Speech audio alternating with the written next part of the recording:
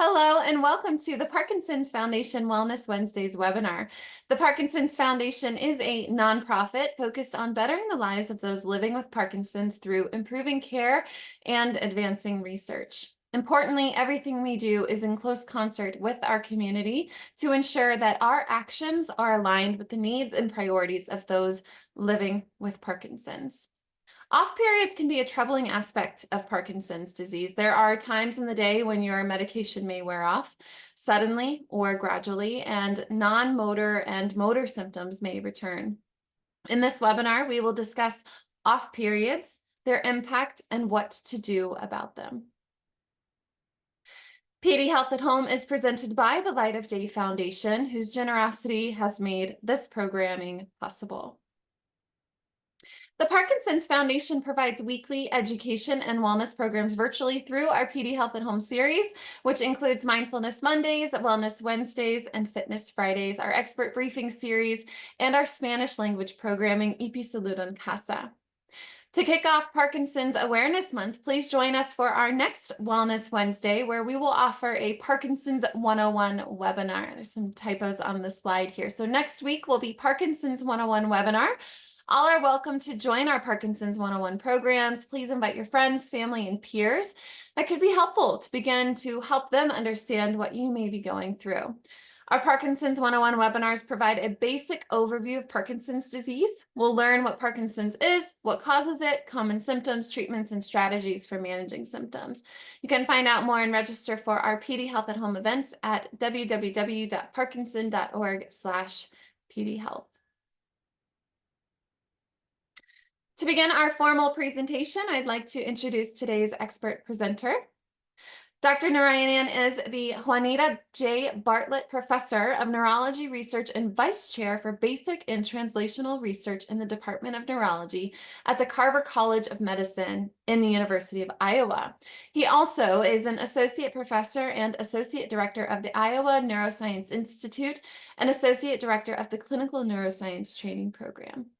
Dr. Narayanan is originally from Seattle, Washington, and received his BA from Stanford University and continued in academia to receive a medical doctorate and doctorate in philosophy from Yale Medical School, where he also completed a residency in neurology.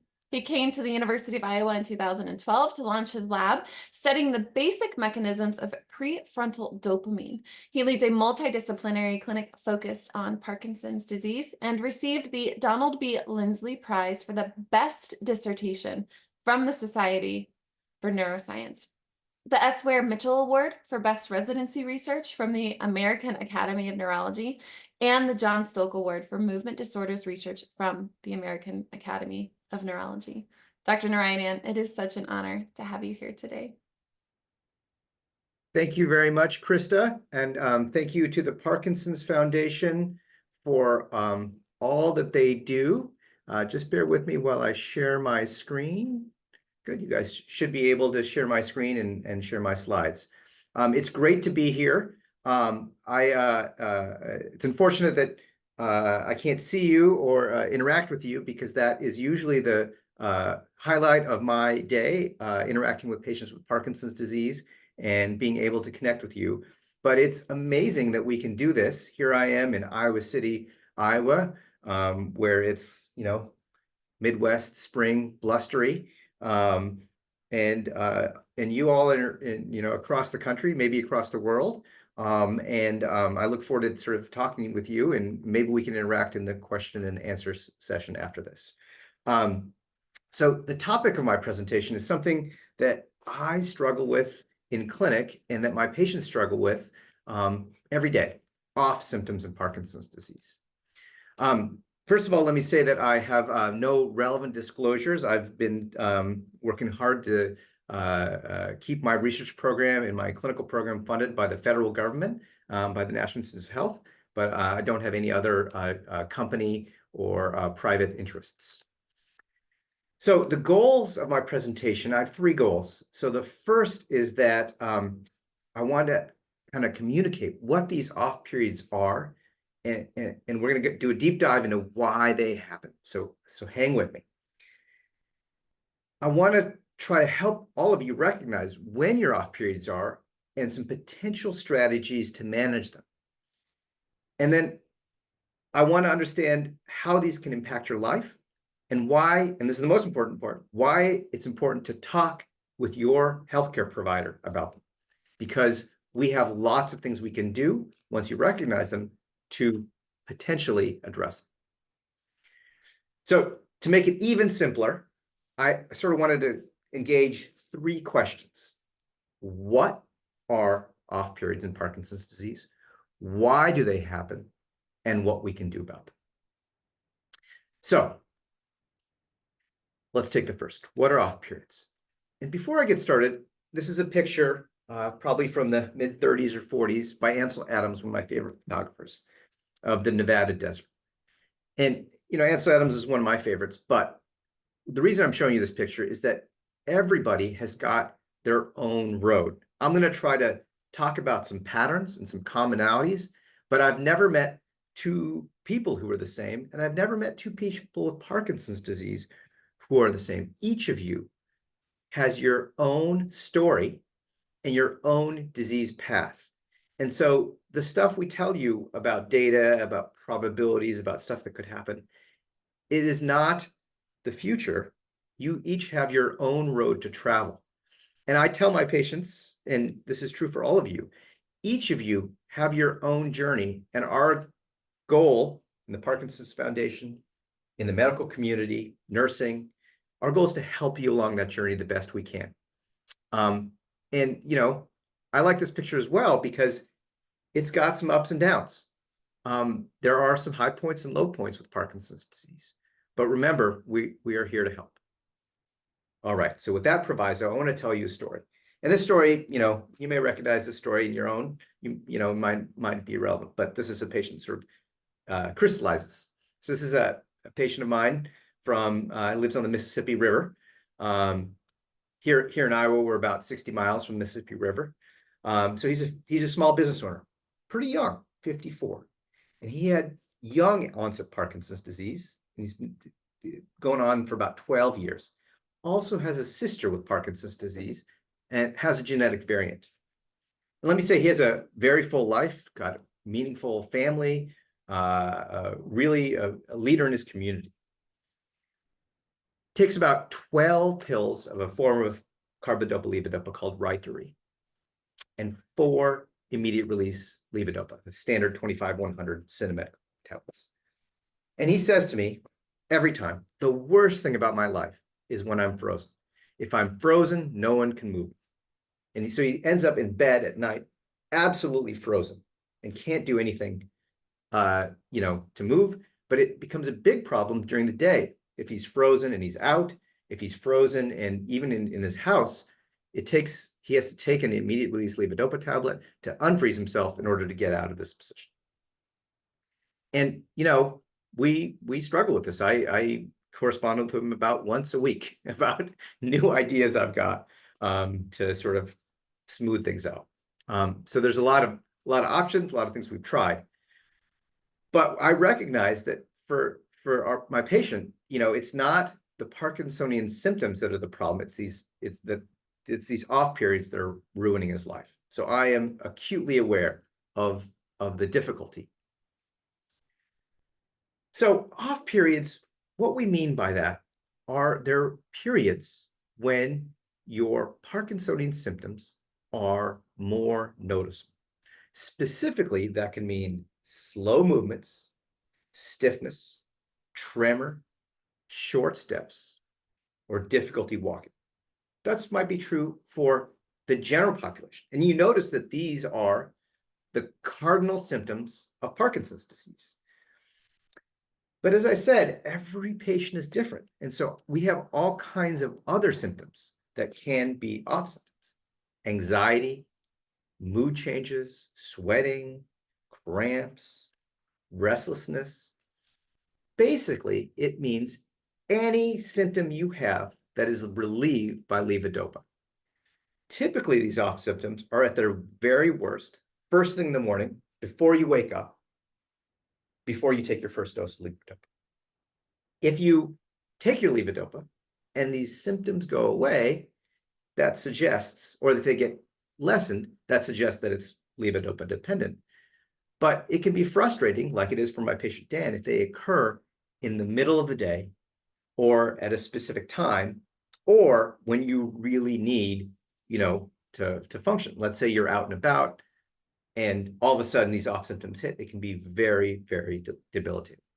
So essentially these off symptoms are a sign of the disease itself that's not well treated, but they can occur, at various times during the day. So off symptoms are periods when the symptoms are more noticeable, and they are very individual. Nobody I know has all of these symptoms, but many of my patients have just anxiety, just this intense bathing of sweat, slow movements, stiffness. So they're very individual and they're tuned to your individual body. And it can help to pay attention to your symptoms. It can help to have a log or a way that you can track when these symptoms occur. And that can give you a clear picture of what's going on. All right, so I'm going to give you some examples of some videos. So I'm going to turn down the sound. So Parkinson's drugs don't last. This is a video from the UK. And I've switched off like a switch. At an off So you hear the English accent. It is very difficult to simply butter a slice of bread. My medication has worn off now, so I'm quite stiff and quite slow. My left arm is just rigid and shaking. A roller coaster of going from one state to another state. Doing up my shoes is incredibly difficult. When they say it's out and about, we're fine. They don't realise the variation that we have. They don't realise that at times we really struggle. Summer's quite good today. I'm hoping that I can start threading up my machine. People don't get the stark juxtaposition between when you're on and when you're off. And that's as good as it gets for me. Okay, so those are some examples of patients from England, and I'll show you many videos from the UK Parkinson's Association because they have great videos that are patient education. It's a little bit fun for us in America to listen to the British accent, and they describe what's going on, and you can see it. So Parkinson's has off symptoms and on symptoms. Off symptoms are an exacerbation of symptoms that are there from where you already kind of your baseline disease. So does it feel like you can waste a lot of time in the day if you don't take your meds? I can waste a whole day doing nothing, feeling sorry for myself, sitting on the pity potty. Dopamine is our happy hormone. It's our neurotransmitter that keeps us interested in things. And it's not much fun feeling apathetic and depressed with life.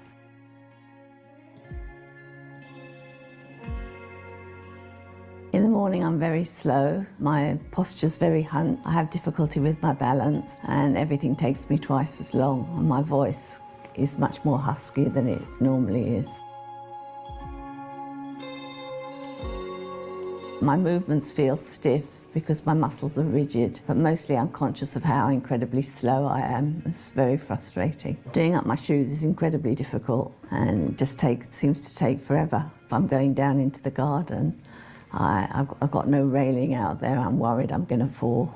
My coordination is much slower when I'm off my meds. After I take my meds, if I wait about 20 minutes, half an hour, I can feel the dopamine going into my brain and gradually I speed up. My voice changes, I've got more energy. Things are much less effort. Once I've taken the medication, everything feels better. I feel much more cheerful, got much more energy. I have much more dexterity. My fine motor skills are massively improved. Muscles less stiff and rigid. With Parkinson's, our voice changes completely. Once I take the meds, I feel I can talk normally. Life just looks like it's worth living again.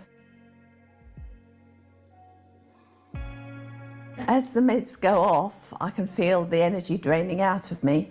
If I'm really busy doing something, maybe I'm in the garden and I want to finish a job, I can run out to the point where I can hardly move and I just kind of stagger back up indoors.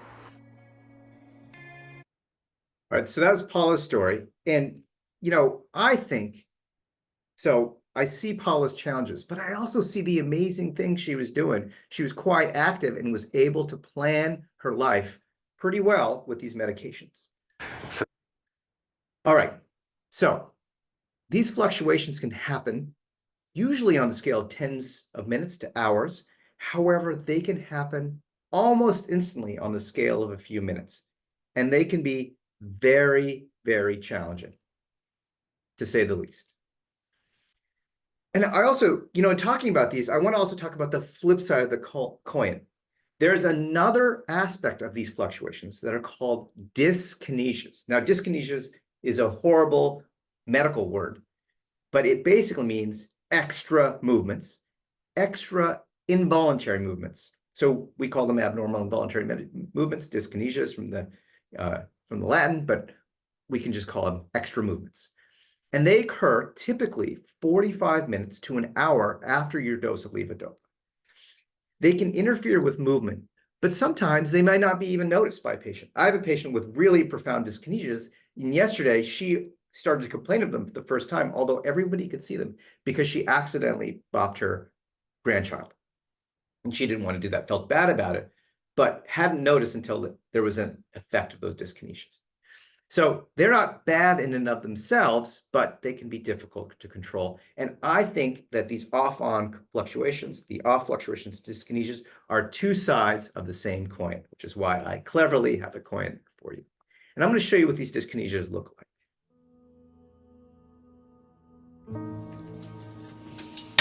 Again, a brick. The dyskinesia kicks off.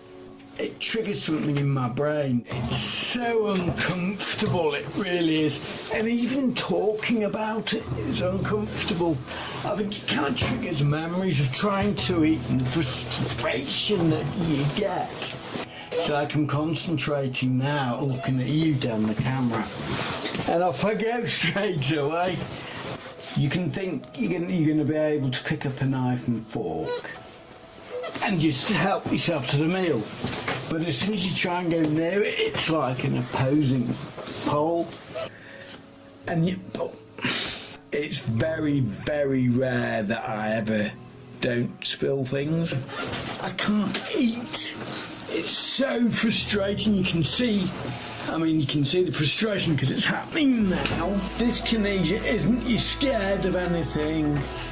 It isn't that you're drunk, And I tell you what it is, it's incredibly frustrating. I need to eat. I want to eat, but I can't eat. We want to be able to cope as best we possibly can with the symptoms of this horrendous disease that's put upon us. And the sooner we find a cure, the better. All right, so those are some dyskinesias. And so this is my very first graph, and I'm going to back up. So most of the time, I am a scientist trying to figure out cures for this disease. And the way we present information is in graphs. So I hate to do this to you, but I have to do it because I want to show you. You can't show this any other way. So if you think about time going across the horizontal, the horizon, and if you think about time in the day, sometimes you're moving too much, and that's a dyskinesia. Sometimes you're not moving enough, and that's an off phase. So I think of them as two sides of the same coin. Usually patients who have, the more pronounced your off phases are, the more pronounced your dyskinesias are, and it can be chaotic throughout the day. You could have a bunch of dyskinesias and a bunch of off periods, and then the period that, there's the dark gray, but the light gray, the almost white, those are the periods in which you're sort of functioning where you want to be. So these can happen both in the same day. It's a little bit like Midwestern weather. Sometimes we get thunderstorms and snow in the same day here in Iowa. So you will get both of those things, if you have dyskinesias and off phases. And, the reason I show you this is that it feels, one of our patients used this. This is the Kingda Ka roller coaster. Apparently, it's the biggest roller coaster in the country. And you can see that they go up and they go down. So it can feel very much like a roller coaster. Sometimes you're off, sometimes you're on, and it can be absolutely dizzying. So these can be something that are a huge part of your lives and that our job is to help you with. And the good news is that there are lots of things to do to help. We'll get to them. Okay, so what are off periods? Answer is simple. Anytime your symptoms are more noticeable. Very, very basic. Now, this is where we're going to take a deep dive. Why do they happen? Because you want to know if we, as a scientist, we understand why they might happen. We might come up with strategies. All right, so here we go. All right, once again, it's a graph. I'm sorry, I apologize, but bear with me. Fasten your seatbelts if you want. So on the up and down, that's the dose, the level of levodopa. So what people are doing is they're measuring how much levodopa is in people's blood, okay?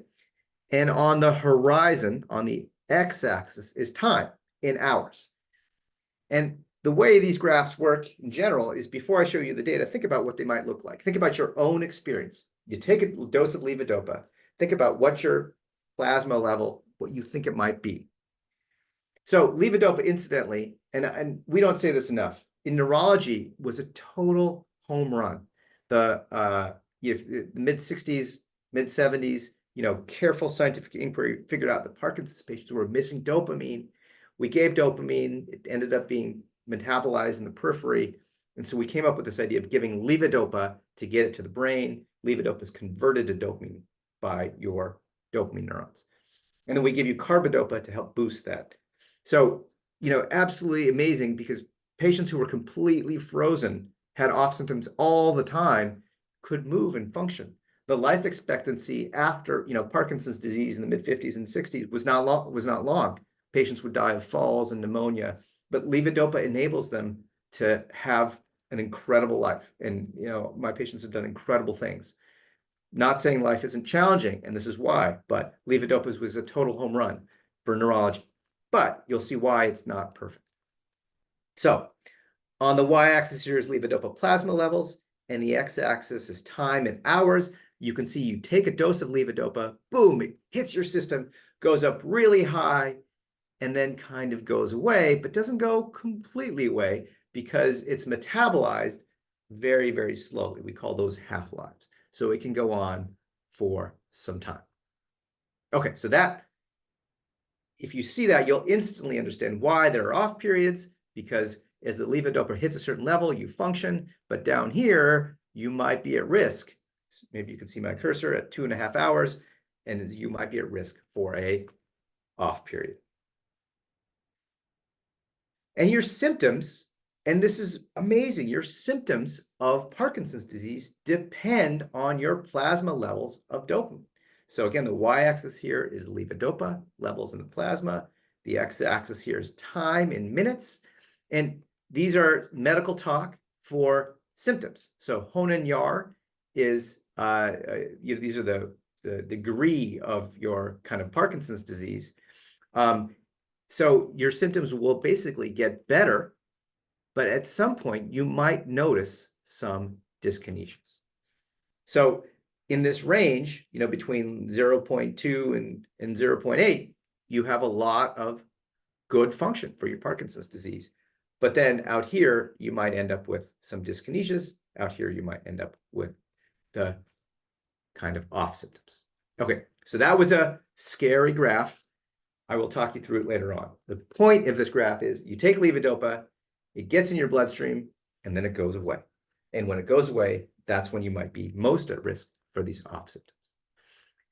So let me show you that here. So here's that levodopa graph I showed you at the beginning. Y-axis levodopa, x-axis time, 0, 1, 2. I feel like maybe some of you haven't seen graphs since high school, but these are useful to see.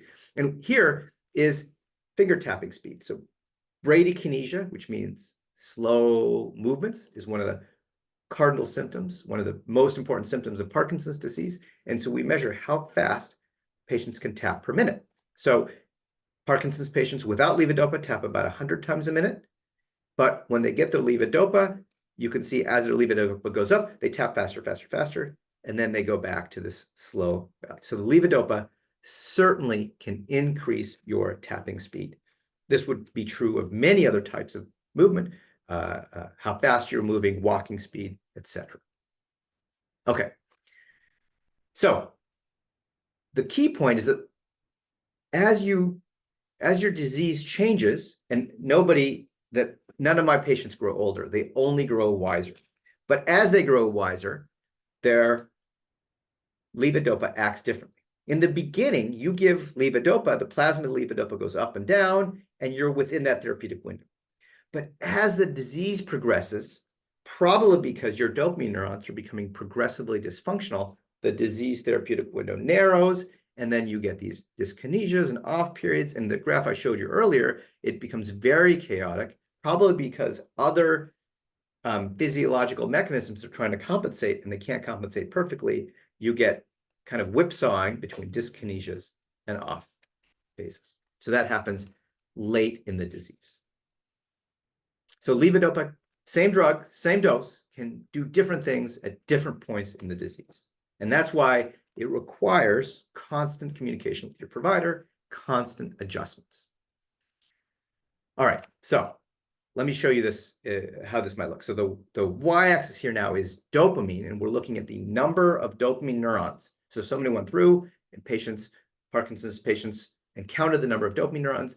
All of these patients happen to die from some other reason, or, maybe not of Parkinson's disease. As you know, Parkinson's disease doesn't always kill you. It usually, other things become more relevant: car accidents, cancer, heart disease.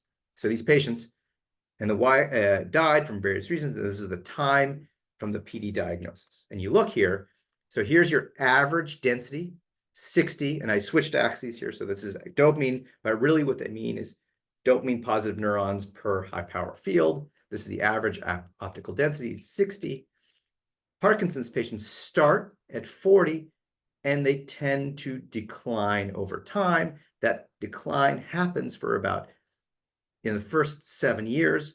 Usually we say levodopa works really well for that first 5 to 7 years. There's a honeymoon period where levodopa seems to work perfectly, but out here, the levodopa tends to have more off-on fluctuations. So the longer you have your disease, the more likely you are at risk for these things. And I show you this data, but I want to show you, look at this patient here, out here. They lived 27 years after their diagnosis. Unbelievable, right? They lived a long time, and they're not the patient with the least dopamine. So, I show you graphs like this, but we in neurology do not predict your future. Remember, each of you walk your own path. Each of you drive your own road. And, some of you might live for a long time with these levels of dopamine. Okay, so levodopa acts differently at different times in your disease. And so why do they happen? Very simply, the answer is not enough dopamine. So that raises the next question. What can we do about that? What can we do about that? So levodopa is a protein. You might not know this. Levodopa is a protein just like all other proteins, just like tyrosine, phenylalanine. And you might think, why is Dr. Narayanan showing me? I hated chemistry. Why is he showing me all these chemical structures? Because you recognize protein. Guess what? It's in this bologna sandwich.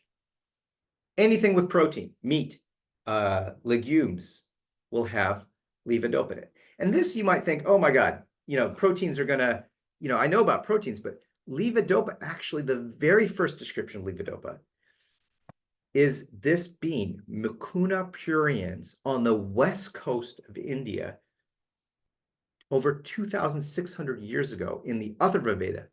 They recognize the Atharva Veda is one of the 4 Vedas. It's full of all kinds of magical potions and things to kill your lover and so on. But they recognize this bean, Mucuna pruriens, could treat Parkinson's. So levodopa is enriched in this bean, and it's a protein, just like all other proteins. But what that means is if you go out and have a bologna sandwich, it's going to interfere with all of the levodopa processing in your gut. Let me show you how that looks. I show you this graph before. Now, please don't think of this graph. Think of this as an old friend at this point. So the y-axis is levodopa, x-axis is time, and guess what happened at the star? They had a meal, maybe a bologna sandwich. And Same dose of levodopa, and you can see that the levodopa has many different, markedly different effects, does not go to the same plasma level, does not reach the same peak. So meals matter. Here's the tapping speed in the same patient. You can see they got the bologna sandwich at 2.5 hours, and look, no peak in their tapping speed. So this matters. If you experience your off period, as my patients typically do in the late afternoon, I typically have patients do one of two things. The first thing I have them do is to watch a Western. Why? Because Westerns are boring. They last about 2.5 hours, and you can kind of chill out and sleep and have a nap, and by the time the Western is over, or what's going to happen, your off period will be over. So that's one option. The second option is to adjust your meals so that you eat your protein at the end of the day. So I typically have my patients have their bologna sandwiches, chicken sandwiches, heavy protein at the end of the day. So it's very individual. You would have to keep logs and try to adjust things. Do this with your care provider. Carefully adjust the timing of your protein and the timing of your meals. So that's one very easy thing that you can do. You can do it today. All of us can do it. In fact, frankly, all of us, those with and without Parkinson's disease, can think about what we eat, think about how it makes us feel. So carefully adjust the timing of protein in meals. The second thing is that, many of you who've had Parkinson's for any amount of time know there's a whole bunch of drugs out. So this is an example of controlled release levodopa. Okay, so the y-axis here is levodopa. Remember, this is your old friend, levodopa in the plasma. The x-axis is time in minutes. Arrows when the levodopa was given. The triangles are that old friend, levodopa. Standard carbidopa, levodopa, standard release. Not quite the doses that you're used to, but about the same, 2500. Okay. Now, here's levodopa controlled release, and you notice that it doesn't have that peak. So what the controlled release is they put a coating on the levodopa, and it kind of releases more slowly. So as it releases more slowly, it hits your bloodstream more slowly, and it's much smoother. And you will perceive that if you combine these carbidopa, levodopa, and standard release in the right way, you can smooth out your motor fluctuations. For instance, if you feel like when you wake up in the morning or you wake up in the middle of the night, and incidentally, let me just say, the middle of the night is the most dangerous time I've ever heard of. It's dark, you're off your medications, and you're typically going to the bathroom, which is full of scary things like porcelain toilets. If I was going to be rich, I would invent rubber toilets, things where you can fall. So, those are times when you might take controlled release carbidopa, levodopa right before bed that will give you some basal levels of dopamine. But by carefully dosing your levodopa controlled release and immediate release, you can smooth out some of these motor fluctuations. So that's another option. Controlled release levodopa lasts longer. And our pharmaceutical industry has invested a lot of effort in this enteric coating option to try to get these things as controlled as possible. Here's tapping speed. So you can see that, here's the immediate release levodopa, the tapping speed increases. Controlled release, it never gets to that level that's required to increase tapping speed. But if you added these things together, you might be able to recover some tapping speed or make it more smooth throughout the day.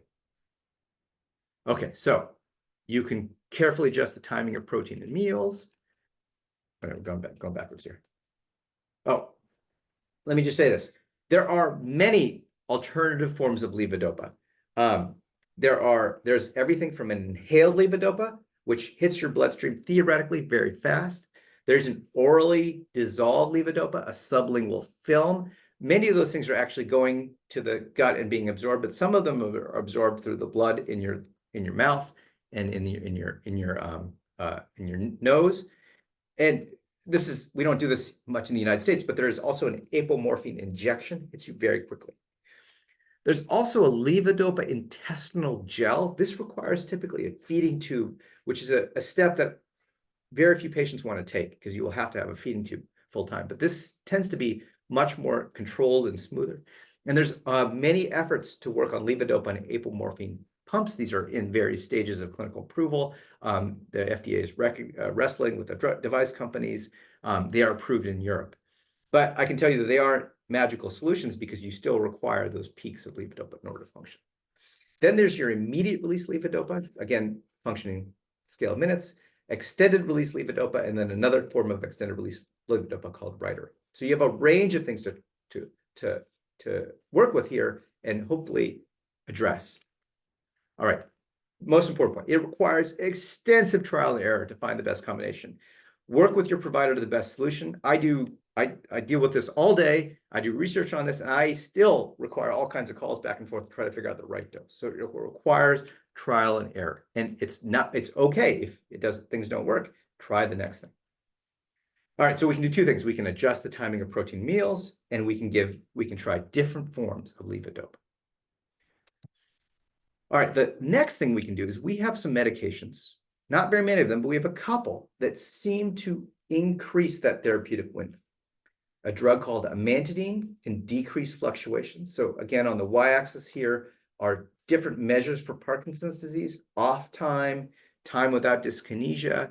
And in this form of amantadine, this is from a drug company study, that you can see that amantadine in blue decreases the off time, increases the on time, increases the on time without dyskinesias. And this is the unified dyskinesia rating scale. It decreases the dyskinesia rating scale.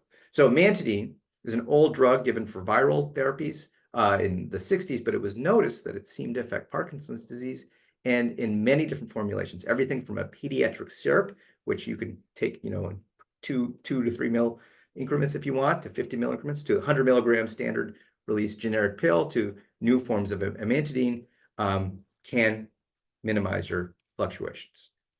Another drug that seems to work very well, and the y-axis here is the off state, is istradefylline, which is a horrible, difficult word to pronounce. The common trade name is Neurology. Been approved for about a few years now, and it seems to decrease the off periods and seems to decrease dyskinesias. And we use it in clinic. There's many good studies on this drug. There are a couple of other drugs out there, zonisamide, that have potential, but these are the two that sort of workhorse drugs. Another couple, rasagiline and entacapone, Comtan, also decrease the off times. And sort of, so the y-axis here, the vertical is the change of off time from baseline. And you notice that these aren't as big because these are the changes. Here I'm plotting raw scores. These scores are normalized from a clinical trial, so they're divided to make the effects seem big, but they seem to statistically and reliably decrease off times. Many drugs are in the pipeline. This is the subject of much pharmaceutical inquiry. We are studying the basic mechanisms of this. Many labs across this country are studying the basic mechanisms. We all want these drugs to increase the off-on times, and that work not by the dopamine mechanism, but by other mechanisms. Both the neurians and the amantadines, why they're exciting is they work by mechanisms that don't depend on dope. Okay, so you have other drugs to add: amantadine, istradefylline, entacapone, or rasagiline. These go by various names: Gocovri, Simitrel. Istradefylline is called Neurians. Entacapone is called Comtan. Rasagiline is, I typically refer to as rasagiline. They all have some side effects. So adding in a medication can have side effects. Not clear, what the right therapy is to start, but I usually start kind of in this order. Amantadine usually I start with because it's inexpensive, widely available. Then I would move to these other medications in kind of this order. But this is a provider dependent, practice dependent, but something you should discuss with your provider. The last thing, which seems Herculean, but can be very helpful, is deep brain stimulation. So this is, kind of just amazing that our society, our scientific establishment, our medical establishment can get to this. Basically, they are putting an electrode, a very small electrode, deep in the brain, in a part of the brain called the globus pallidus or subthalamic nucleus. Again, not something you have to know. There's no test on this later on, but they can put an electrode deep in your brain. And Incidentally, they used to make lesions, but the nice thing about this is it's reversible. It can come out if it needs to, and it's tunable, so we can adjust it to effect. But we can do this, you know, typically it's covered by insurance, and it's the standard of care. And a small fraction of the patients who qualify for this get this procedure. So this procedure can help, and it can help specifically for this. And I'm going to show you a video to this. So here's Claire.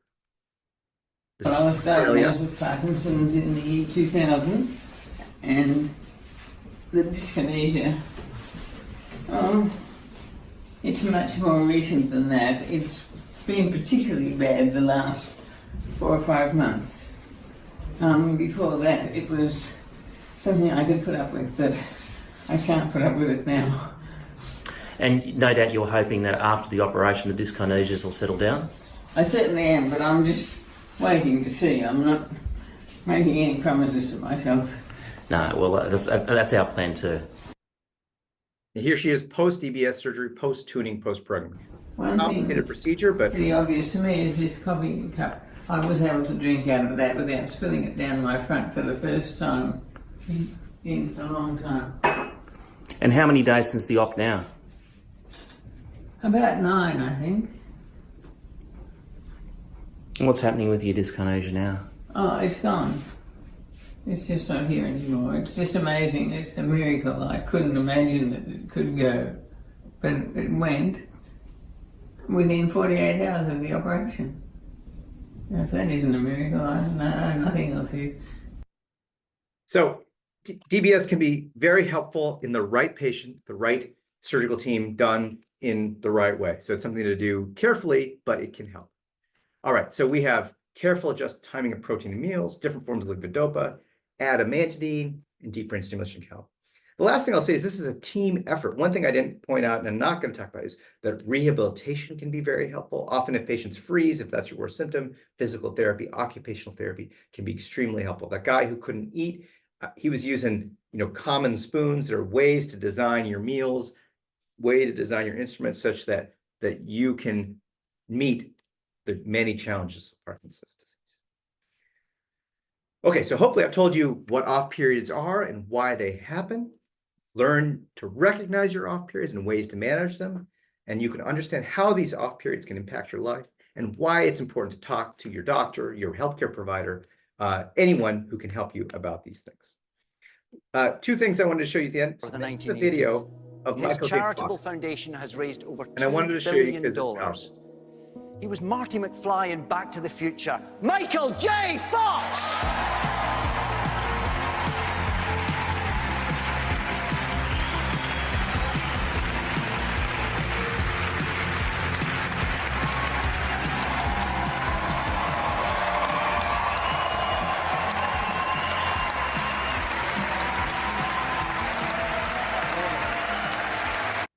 All right, so I'll show you as he's clapping here. The reason why I find Michael J. Fox so inspiring is that, you know, here's a guy who's had Parkinson's for decades. And, you know, you think about him and think about other mid-80s actors. I won't pick on anyone, but not a lot of them have touched the amount of people that Michael J. Fox has. He's turned his Parkinson's disease into this incredibly inspiring experience, changes the lives of everyone who meets. He has marked off-on fluctuations, struggles with them every day. He's mostly off, but he takes a lot of medication at these moments. So you can see that he's markedly dyskinetic now because he doesn't want to freeze up on stage. But he's incredibly inspiring. And they're clapping because he showed up in a wheelchair, got up out of the wheelchair, walked to the podium, and makes a difference for everyone he meets. And so, you know, I just want to leave you with that and then leave you with this. You know, Parkinson's disease is incredibly challenging. It's incredibly frustrating. It is a difficult disease. It is a devastating disease. My life is all about Parkinson's disease. I spend all my time researching it, caring for patients with Parkinson's disease. And I want to assure you that we are working hard. There are a team of people. There's a team of people in our federal government working to fund this disease. Obviously, more funding would help. There are a team of private organizations, the Parkinson's Foundation. There's your local doctor. We all want you to succeed. We all want you to work better. And we are motivated by that. We are motivated by the smile that we see on your face when you say, I can do something I couldn't do. We're motivated by your fishing stories when you do something that we didn't think you could do. I had a patient go on a 2-week fishing trip, and I told me, just just lie about the fish you caught. Tell me that they were this big. Those are the things that keep us going. And this is not a small amount of people. Here at the University of Iowa, this is our Parkinson Center of Excellence research and clinical team. And all these people are flat out. They're working 90 hours a week, 100 hours a week, as hard as they can work, as hard as they can do to help make your lives better. So with that, if we could clap, I would clap for you guys. Thank you for thank you for listening. Thank you for inspiring us. And we are going to keep working hard to make your life as good as it can be. And with that, I will take questions. Thank you, Dr. Narayanan. It's really an inspiration to witness you in this environment of sharing the knowledge that you're so passionate about. And I know it's felt through this beautiful phenomenon that we call the World Wide Web, and this way that we can connect and share information and instill community across the country and beyond. So thank you so much for taking the time to share your wisdom with us. We did get quite a few questions, and I want to allow everyone to know that we only have a few minutes. So if you have questions that are burning, it's not often that we have an opportunity to stay here and ask them up front. So I'll get started with the first question that came from Ed. Ed is curious on what the relationship is with dystonia and off periods. So that's a good question. Dystonia is actually, dystonia is I'm going to define it for you. It's abnormal, tone. It can basically mean you get stiff, you get rigid, you get cramps, happen to all of your body. Dystonia is one of those that can be difficult because it can be both a off period or it can be a sign of dyskinesia, too much levodopa. So we would need to figure out when the dystonia occurred relative to your levodopa doses. Typically, once you have a hypothesis, what I might do is adjust your levodopa. I might, based on what I think, either give you more levodopa or give you less levodopa and see if the dystonia got better. Now, neurologists are a lot like real estate agents because everything for us is about location, location, location. So if we can identify the specific spot of the dystonia, we can inject it with Botox and we can relax that muscle. So those are all some options. So to review, we would figure out if it was levodopa related. We would try to adjust your levodopa to confirm that hypothesis, and we might give it Botox. I have a patient who is a former professional baseball player. He's got a rip roaring dystonia in his foot. We Botox it, and now he's the Iowa pickleball champion at 75 years old with Parkinson's disease. He will beat you. I will guarantee it. What a success story. Thanks for sharing that with us. So Ed, reach out to your doctor to talk about these options that Dr. Narayanan has offered us. Following up, we also got a question about the timing of taking Rytari. So they take it in the morning and they need breakfast. Should I take my meds after or before I eat? So revisiting this schedule of meds and also the need for nourishment. So usually I suggest patients take their meds 30 minutes before meals, just because I don't want, and Rytari is a little bit complicated because it's a slow release, but I usually recommend the same thing. And here's what I recommend. Take your pills, put it by your bedside table with a glass of water. And unless you're having breakfast in bed, it's going to take you some time to get from bed to breakfast. So what I suggest people do is the minute they open their eyes in the morning, they have their pills, drink their water, and then they go about their day. And then by the time they brush their teeth, do their hair, put on their makeup or, shave and make themselves pretty for the day, be about 30 minutes, they can have breakfast and the medication should be hitting their efficacy. Okay. The key is you don't want the meal to interfere with levodopa. You want the levodopa to be there first and the meal to be after. So that's the key. Yeah. This is a question that's often followed up from this one. What if the medication makes you nauseous on an empty stomach? So that's a difficult problem. We have a couple of solutions for it. So first solution is levodopa. One of its biggest side effects is nausea. Luckily, about 98% of patients have no nausea. But if you have nausea, typically what I might do is start with a lower dose. I might start with a saltine crackers or something salty. The dopamine binds to a part of your brain, the nausea centers, and can trigger nausea. Dopamine also binds to your GI tract. So typically I'd say try less levodopa, then try saltines. Then you might switch to extended release levodopa, which doesn't hit the same way, can be a little bit more. And if that doesn't work, then typically we have these D2 agonists, these non-dopaminergic therapies that can be helpful. And if that doesn't work, I have 2 patients out of my hundreds of patients that didn't work for. One patient is on D2 agonist, and another patient had to do just deep brain stimulation.